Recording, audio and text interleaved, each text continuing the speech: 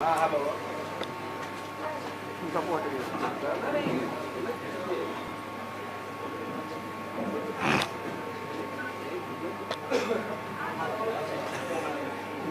केंद्रीय चिकित्सा परिषद नई दिल्ली के अध्यक्ष वैद्य श्री जयेंद्र पुजारी जी, विश्व आरोग्य परिषद के राष्ट्रीय अध्यक्ष श्री वैद्य ब्रजेंद्र मोहन गुप्ता जी, वैद्य श्री अशोक वासुदेव जी,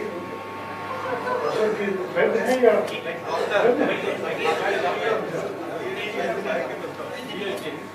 डॉक्टर महेश व्यास जी, वैद्य भारत उपाध्याय जी, वैद्य श्री मंगल मिश्र जी, आरोग्य परिषद के महासचिव श्री वैद्य शिवादित्य ठाकुर जी, वैद्य प्रजापति त्रिपाठी जी, प्रोफेसर सीवी झा जी, वैद्य अशोक दुबे जी, डॉक्टर वसंत कुमार ठाकुर जी, श्रीमती उमा पांडे जी, मंच पर बैठे हुए तमाम आयुर्वेद के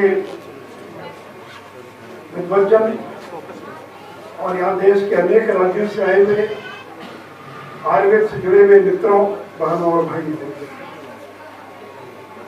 मित्रों, जैसा भी शिवादित्य ठाकुर जी ने आपको बताया कि राज्य के स्वास्थ्य मंत्री श्री मंगल पांडे जी, जो भारतीय जनता पार्टी से जुड़े हैं, उनके परिवार में एक हादसा हो गया, इसलिए वो आपके बीच यहाँ नहीं आ पाए हैं।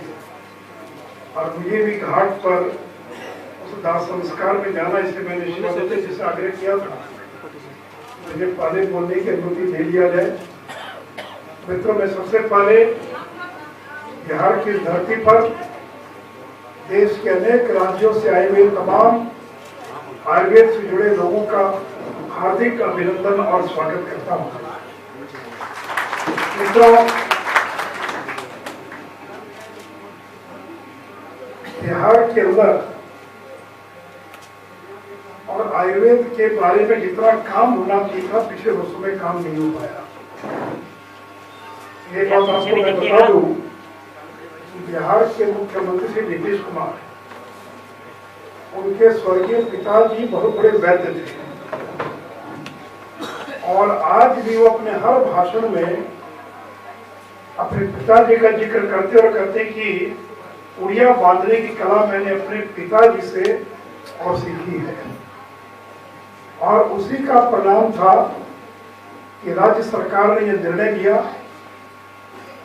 कि आयुष प्रक्षेत्र में संविदा में कार्य जो चिकित्सक हैं, उनको एलोपैथ के समकक्ष 44,000 रुपया प्रति माह देने का राज्य सरकार का कैबिनेट का फैसला हो चुका। शिवादित्य जी को नहीं जानकारी है, ये मंत्री परिषद ने बाकायदा निर्णय ले लिया। अब हो सकता है कि मिलने की प्रक्रिया में कुछ विलंब हो, मैं उसको देख लूंगा, लेकिन मंत्री परिषद का ये निर्णय हो गया।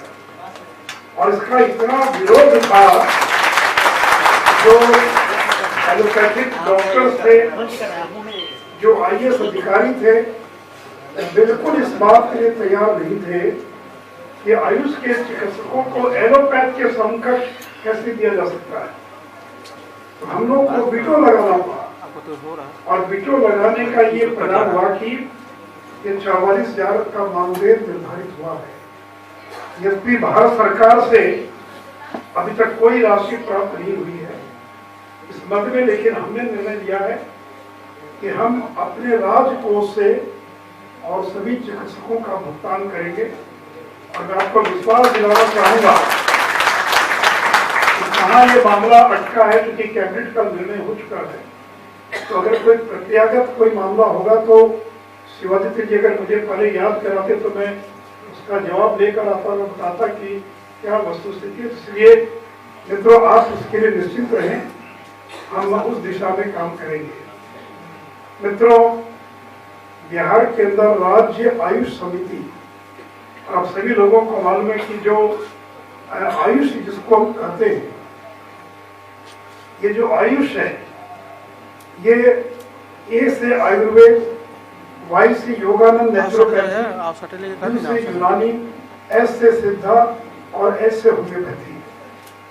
ये जो ऑल्टरनेटिव मेडिसिन है, इन सबों को मिलाकर आयुर्वेद, योग, प्राकृतिक चिकित्सा एवं सिद्धा, ये भारत के प्राचीन ऋषि मुनियों को विश्व को दिया गया अनमोल उपहार है।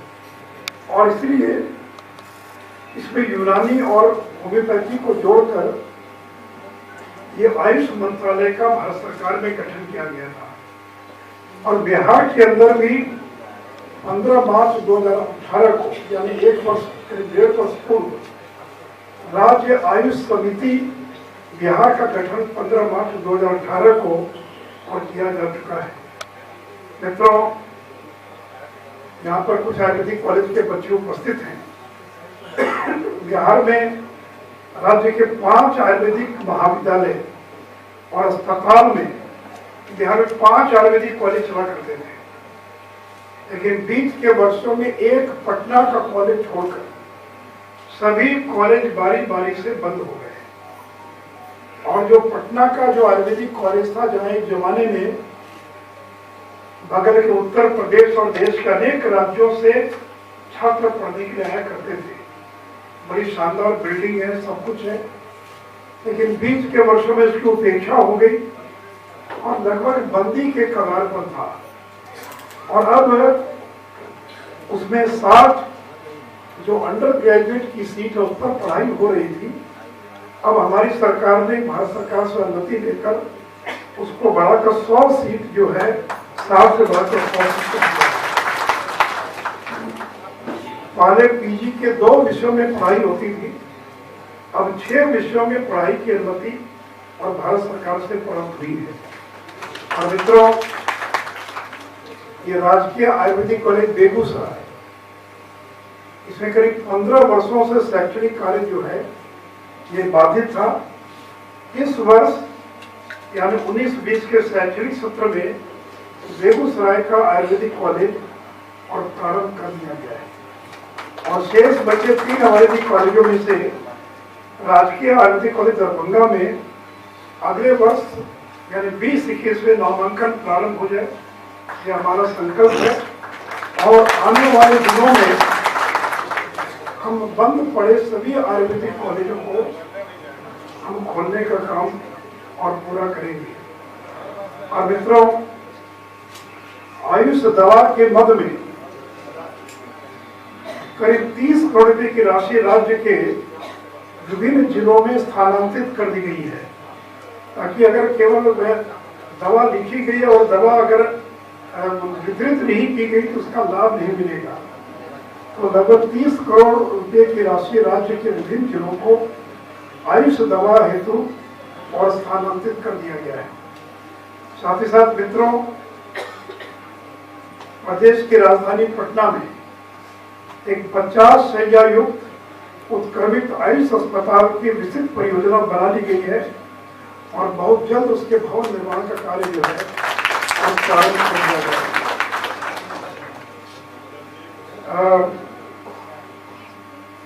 मित्रों, इस समय राज्य में कुल मिलाकर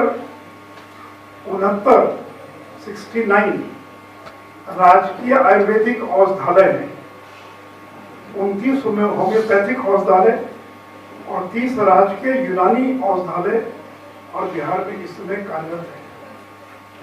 तो ये तो जो सरकार जो काम कर रही है, अभी हम लोगों ने एक और किया है कि सभी आयुष चिकित्सा महाविद्यालय अस्पताल एवं जिला संयुक्त औषधालयों में मरीजों के निबंधन एवं दवा वितरण के लिए संजीवनी नामक डेटा सेंटर स्थापित किया गया है और अभी तक करीब 4 लाख मरीजों का उसके अंतर्गत निबंधन किया जा चुका है। इस संजीवनी सॉफ्टवेयर के माध्यम से कोई भी जो दिखाना चाहता है डॉक्टर को अपना निबंधन करा सकता है। तो अप्रैल 2019 से नवंबर 2019 तक यानी लगभग इस 6 महीने में 4 लाख मरीजों का निबंधन कर और चिकित्सा उपलब्ध कराई गई है। मित्रों, ये तो कुछ काम थे जो हम लोगों ने बिहार में करने का प्रयास किया है। अब इतना ही कहना चाहूंगा कि हमारी सरकार की सर्वोच्च प्राथमिकता में आयुर्वेद है और इसलिए हम आयुर्वेद नेचुरोपैथ, बिहार में एक नेचुरोपैथ का भागलपुर में बहुत बड़ा केंद्र है और हम लोगों को भी नहीं मालूम था कि पंडित नेहरू आए थे उसका उद्घाटन करने के लिए। अभी जब हम लोग को मालूम पड़ा तो 50 करोड़ की राशि हम लोगों ने नेचुरोपैथ के सेंटर को उपलब्ध कराई है ताकि बिहार में प्राकृतिक चिकित्सा का आधुनिकतम केंद्र जो है और विकसित किया जा सके। मित्रों, बाकी तो मैं समझता हूं कि आयुर्वेद के विस्तार प्रचार प्रसार में जो दवा कंपनियां हैं, चाहे बैजनाथ आयुर्वेद हो, चाहे डाबर हो या पतंजलि हो, इनका बहुत बड़ा योगदान है। और कोई ऐसा घर नहीं होगा भारत के अंदर जहां एक दो दवाएं आयुर्वेद के लोग अपने घरों में नहीं रखते होंगे और बिना किसी डॉक्टर के बताए हुए भी और लोग आयुर्वेद की दवाओं का बड़े पैमाने पर इस्तेमाल करते हैं।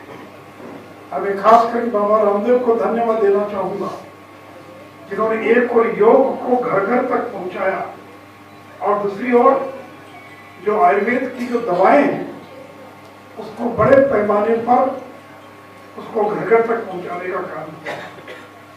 मित्रों, जो सबसे बड़ा संकट है इस देश के अंदर वो चिकित्सकों की कमी है। आयुर्वेद की बात तो छोड़ दीजिए, जो एलोपैथिक डॉक्टर्स हैं उनका भी भारी अभाव है। जहां जाते लोग एक ही बात करते हैं, डॉक्टर नहीं है, डॉक्टर नहीं है। और महिला डॉक्टर तो और नगण्य है। 10,000 की आबादी पर एक चिकित्सक होना चाहिए। तमिलनाडु में 10,000 की आबादी पर 3 चिकित्सक हैं और बिहार, यूपी जैसे राज्यों के अंदर तो चिकित्सकों का घोर अभाव है। मैं ये कह रहा हूं कि आयुर्वेद तो छोड़िए, जो एलोपैथ है जिसको सरकारों ने सर्वोच्च प्राथमिकता दी है, आप इसी से कल्पना कीजिए कि बिहार में पिछले 50 साल में 70 साल में एक नया मेडिकल कॉलेज नहीं खुला, एक नया मेडिकल कॉलेज नहीं खुला। यहाँ बिहार के लोग पीएमसीएच का नाम जानते हैं, दरभंगा मेडिकल कॉलेज का नाम जानते हैं, आरएमसी, ये सारे के सारे आजादी के पहले के मेडिकल कॉलेज, आजादी के बाद का एक मेडिकल कॉलेज नहीं जो सरकार ने खोला।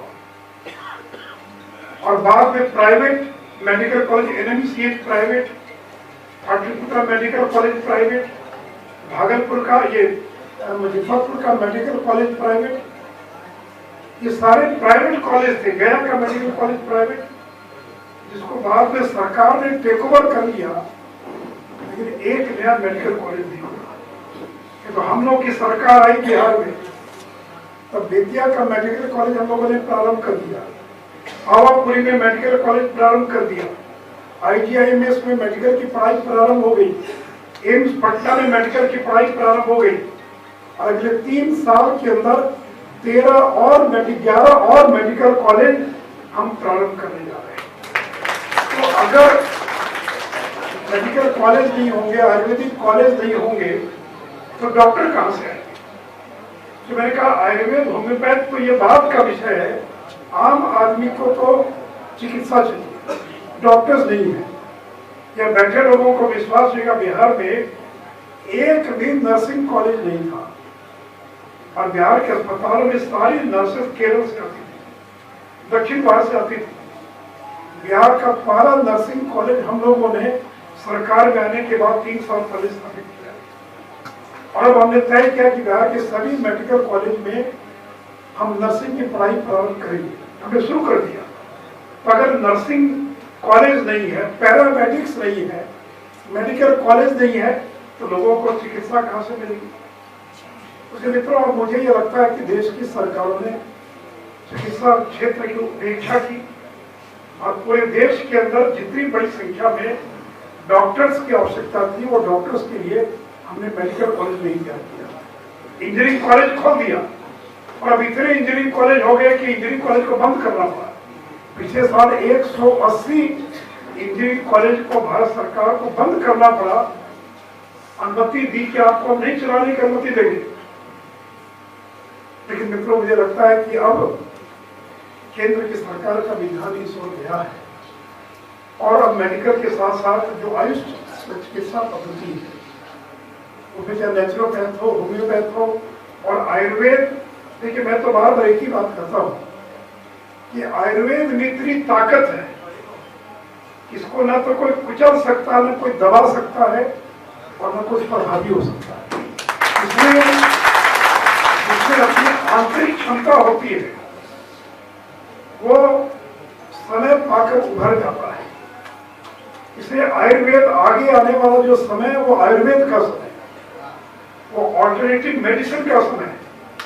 क्योंकि लोगों ने देखा कि एलोपैथिक दवाओं का साइड इफेक्ट कितना ज्यादा है, वो दवाएं कितनी महंगी है, वो चिकित्सा पद्धति कितनी महंगी है, और इसलिए हमारे आयुर्वेद के चिकित्सकों को इसको एक चुनौती के रूप में लेना पड़ेगा।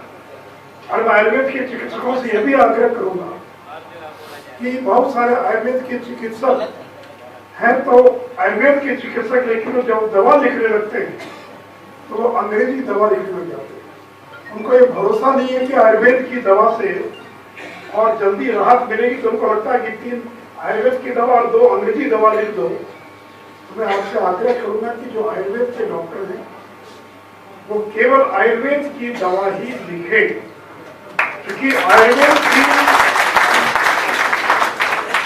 दवाओं की जो ताकत है जिसका मैंने जिक्र किया है, उसे मित्रों बीच के वर्षों में भले ही आयुर्वेद की थोड़ी उपेक्षा और मेडिसिन की उपेक्षा हुई होगी, लेकिन पूरी दुनिया तेजी से नेचुरोपैथ, आयुर्वेद, योग, और देखिए आयुर्वेद अकेले में कुछ नहीं है। आप अगर खान पान पर नियंत्रण नहीं रखेंगे, अगर आप योग नहीं करेंगे, प्राणायाम नहीं करेंगे, और देखिए दवा खाएंगे तो आप ठीक हो जाएंगे, नहीं हो सकते। तो ये जो आयुर्वेद है ये पूरा एक पूरी पद्धति है, दवा उसका एक हिस्सा है। जीवन किस प्रकार व्यतीत करना चाहिए वो पूरा एक जीवन पद्धति का एक हिस्सा है आयुर्वेद। और इसलिए अगर नरेंद्र मोदी जी के प्रयास से योग 21 जून को योग को अंतर्राष्ट्रीय योग दिवस के नाते घोषित किया गया, तो देखिए जो योग करेगा उसको बिना बताए वो आयुर्वेद की ओर चला जाएगा, और जो आयुर्वेद की दवा लेगा वो बिना बताए योग प्राणायाम करने लग जाएगा। ये सारी चीजें कहीं न कहीं एक दूसरे से और जुड़ी हुई चीजें। और उससे मैं तो ये भी अपने डॉक्टर मित्रों से कहूंगा कि योग, नेचुरोपैथ, आयुर्वेद, इन सारी चीजों को मिलाकर, जोड़कर और चीजों को विकसित करने की आवश्यकता है। उससे मित्रों मुझे बड़ी खुशी हुई कि जब शिवादित्य ठाकुर जी से मेरा 40-45 साल का संबंध है, तो मुझे लगा कि कोई छोटा मोटा कार्यक्रम आयोजित कर होंगे 25-50 का।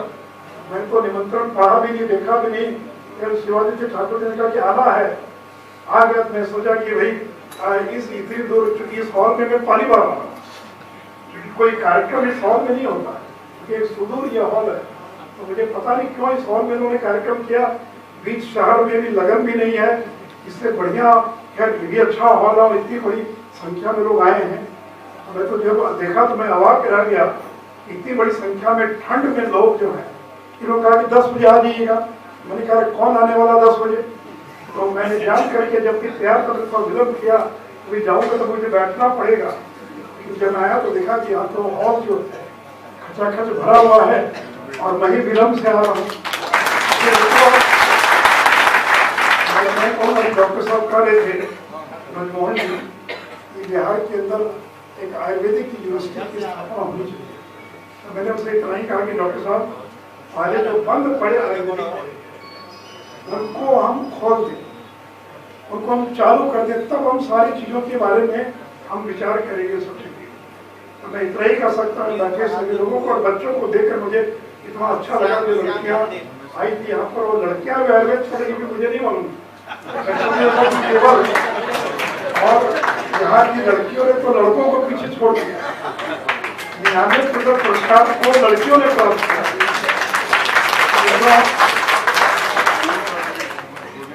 मैं इतना ही कहना चाहूँगा कि बिहार किसी मायने में और आयुर्वेद भी पीछे नहीं है।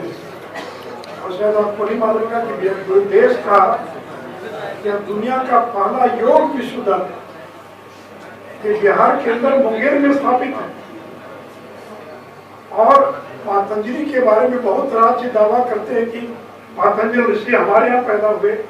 बिहार भी दावा करता है कि पतंजलि ऋषि बिहार के ही थे।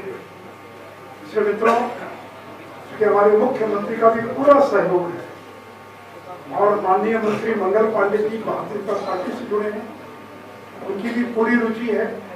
और 2 साल पहले मंत्री बने तो आने के बाद उन्होंने आयुर्वेद को फिर से जीवित करने का पूरा प्रयास किया है। और मैं चाहूंगा कि समय समय पर आपका प्रतिनिधिमंडल मिलकर सरकार पर देखिए, जब तक दबाव नहीं बनाएगा सरकार में काम नहीं होगा। और केवल मीटिंग में आकर मांग पर मुझे इतनी बार मिले शिवादित्य जी, एक बार उन्होंने जिक्र नहीं किया और आज जनार्दन पांडे जी जेल में। तो मैं आग्रह करूंगा कि आपकी जो समिति है उनके लोग बीच में मिले। इससे बढ़िया गोल्डन समय बिहार को नहीं मिलेगा आयुर्वेद के लिए, जबकि अनुकूल सरकार और वैसे लोग हैं जो आयुर्वेद को प्रमोट करने का जिनको कमिटमेंट है, जिनकी प्रतिबद्धता है। हम उस विचार परिवार से आए जिनमें आयुर्वेद के प्रति हमारा कमिटमेंट है। इसलिए मित्रों, मैं शिवादित्य जी को फिर से एक बार धन्यवाद दूंगा। और मुझे बड़ी खुशी हुई आज कि मेरे बहुत पुराने मित्र अशोक वार्ष्णेय जी से मेरी यहाँ मुलाकात हो गई। मुझे लगता है कि 15-20 वर्षों के बाद और मेरी मुलाकात इलाहाबाद के रहने वाले हैं। जब ये इलाहाबाद में दूसरे में मेरी पहली मुलाकात हुई तो मित्रों मुझे आपके बीच आकर बड़ी प्रसन्नता हुई है।